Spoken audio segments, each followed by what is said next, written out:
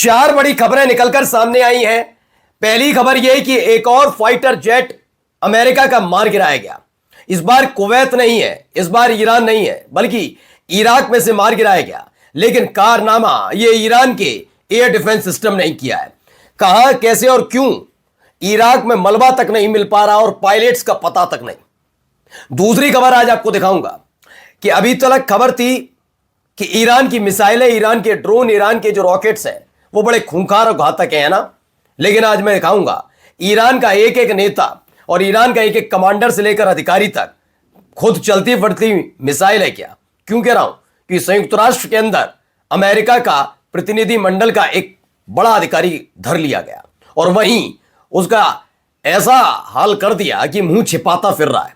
खुलकर कह दिया औकात में रहो, तुम्हारे लिए भी ठीक, तुम्हारे देश के लिए भी ठीक।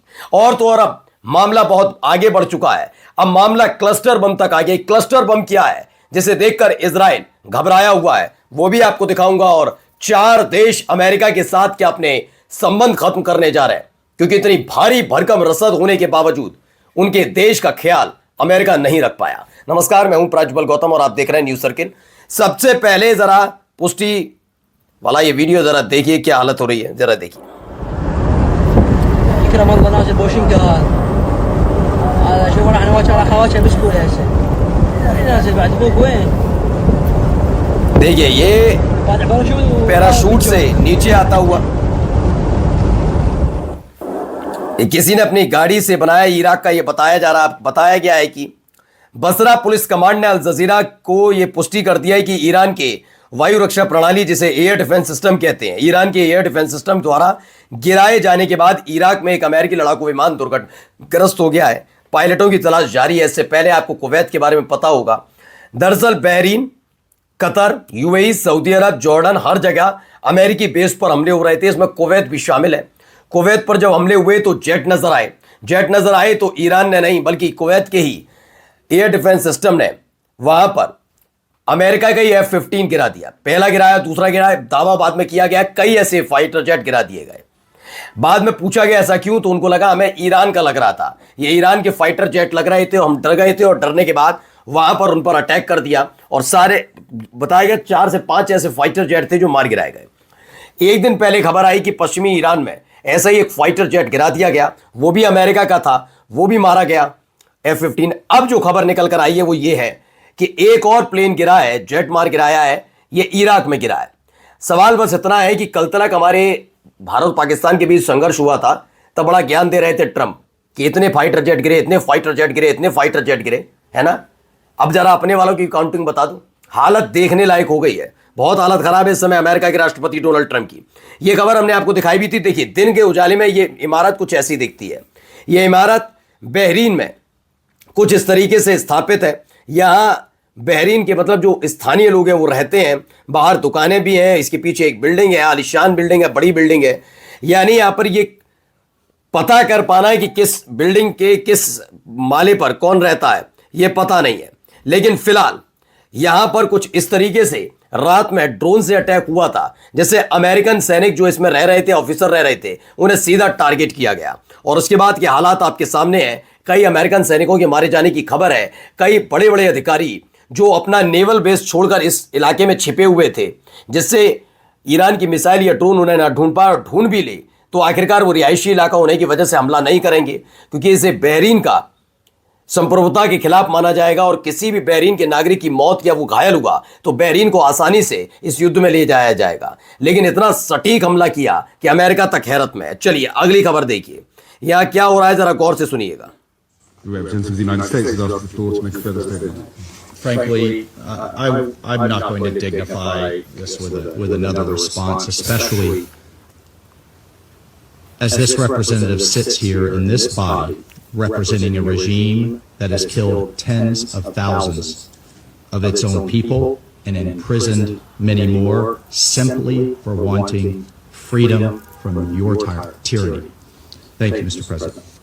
I have one word only. I advise to the representative of the United States to be polite. It will be better for yourself and the country you represented. Thank you.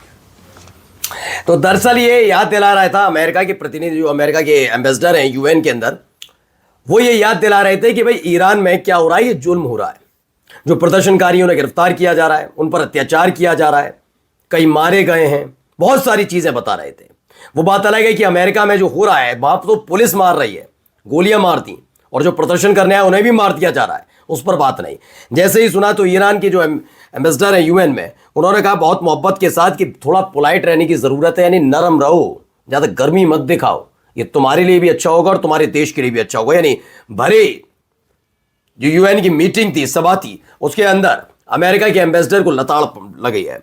अब आइए जरा ये नए दौर में क्यों चली गई वॉर, जरा सुनिए क्या है ये पूरा हालत। देखिए ये आसमान में उड़ता हुआ जो पूरा झुंड है मिसाइलों का, वो, और नीचे देखिए हालत क्या है। ये दोनों वीडियो एक दूसरे से मिली हुई हैं, कैसे बताता हूं भी आपको, पहले वीडियो देखते जाइए। तो खबर निकल कर आई, इजराइल में बैलिस्टिक मिसाइल हमले के दौरान ईरान अब क्लस्टर वॉरहेड का इस्तेमाल कर रहा है, जिससे निकली सब म्यूनिशन के गिरने का वीडियो भी सामने आया है। आईडीएफ के मुताबिक ईरान ऐसे बैलिस्टिक मिसाइलों का इस्तेमाल कर रहा है जिनके वॉरहेड हवा में खुलकर करीब 20 छोटे विस्फोटक गोले गिराते हैं, जिनमें प्रत्येक में लगभग 2.5 किलोग्राम विस्फोटक होता है और ये लगभग 8 किलोमीटर क्षेत्र में फैल सकते हैं। यानी पूरा का पूरा इलाका उसी चीज को 20 छोटे छोटे बमों में तब्दील हो जाता है। अब इसका क्या है कि जब उड़ता है तो एक मिसाइल के तौर पर एक उचित दूरी पर जाकर इसका खोल हट जाता है, फिर इसके अंदर के जो विस्फोटक हैं वो अलग अलग हो जाते हैं। हर एक में तकरीबन 2.5 किलो बारूद होता है। 2.5 किलो बारूद अगर कहीं गिरेगा तो वह कितना नुकसान होगा ये सब जानते हैं। इसे रोक पाना भी इसलिए मुश्किल है क्योंकि ये अलग अलग हिस्सों में बढ़ जाता है। इसके एक ज़्यादा से ज़्यादा दो तीन हिस्सों को ही आप इंटरसेप्ट कर पा सकते हैं, यानी बाकी के 17-18 जो हिस्से हैं वो भारी बर्बादी करेंगे ही करेंगे। अब देखिए एक तरफ इजराइल में हाहाकार है तो ईरान में किस तरह के हालात A हैं। quick break for a coffee along the way. We've been driving for several hours. There's a couple of things that we've noticed. Number one is that first of all the shops are open. All the shops are really well stocked, even with fresh things like, for instance, fruits and vegetables. Coffee obviously also available as well. And then also the gas stations. There's no long lines as gas stations. Fuel seems readily available, and you just don't see any sort of degree of panic anywhere. तो बताया गया है किसी भी तरह का कोई panic Iran के अंदर नहीं है।